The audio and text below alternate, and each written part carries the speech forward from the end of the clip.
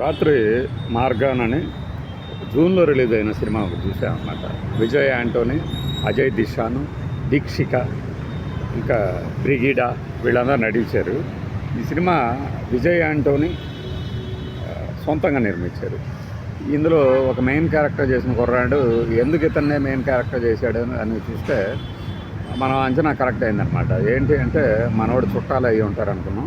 కరెక్టే, అతని మేనల్లుడు, చెల్లెలు కొడుకు అనమాట అజయ్ దిశాన్. డైరెక్టర్ లియో జాన్ పాల్ తాను అనుకున్న కథని అనుకున్నట్టుగా తెరకెక్కించాడు. కానీ ఇందులో 3 అంశాలు ఉంటాయి. ఒకటి ఈ సూక్ష్మ శరీరం, టైం ట్రావెల్. రెండవది సస్పెన్స్, అంటే ఒక మర్డర్ స్టోరీ. మూడవది ఒక రేసిజం, అంటే వివక్షకి వ్యతిరేకంగా ఒక కథ. ఈ 3 కథల్ని మిక్స్ చేసాడు. కనీసం ఒక 2 కథల్ని మిక్స్ చేసిన, అంటే మూడో దాన్ని వదిలేసి ఇంకా సక్సెస్ అయి ఉండేది. ఇదేమీ అద్భుతమైన కలెక్షన్స్ రాబట్టకపోయినా పెట్టిన బడ్జెట్కి కనీసం ఒక 2 కోట్ల లాభం తెచ్చిన సినిమాగా మనకి గూగుల్లో కానీ మరో చోట కానీ కనపడుతుంది. విజయ్ యాంటోనీకి సంబంధించి ఒక డిఫరెంట్ ఇమేజ్, తాను అనుకున్న కథలను అనుకున్నట్టుగా తెరకెక్కిస్తూ ఉంటాడు.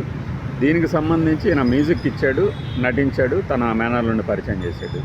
అంటే ఇందులో ఏంటంటే ఒక మర్డర్ జరుగుతుంది. ఆ మర్డర్ ఇన్వెస్టిగేషన్ జరుగుతూ ఉంటుంది. ఆ మర్డర్కి ఇతనికి విజయ్ యాంటోనీకి ఏంటి సంబంధం అంటే, విజయ్ యాంటోనీ కూతురు కూడా అలానే చనిపోతుంది.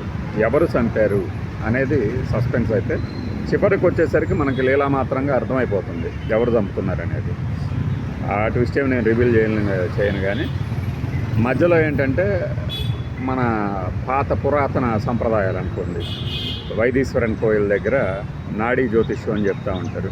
పురాతన కాలం నుంచి వాళ్ళ భవిష్యత్తును ఊహిస్తారు. అట్లానే నీటిలో మునిగితే టైం ట్రావెల్ చేసి సూక్ష్మ శరీరం ద్వారా ఏం జరిగిందో కనుక్కునే ఒక ప్రక్రియ ఉంటుంది ఇందులో. ఇది నిజంగా ఉందో లేదో తెలియదు కానీ అది బాగా ఆసక్తి కలిగిస్తుంది.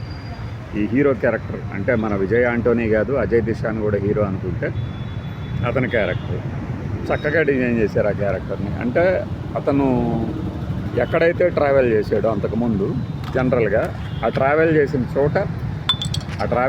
చోట ఏం జరిగింది తెలుసుకోవడానికి తిరిగి ఆ ప్రదేశానికి, కాలానికి కూడా వెళ్తాడు టైం ట్రావెల్ చేసి.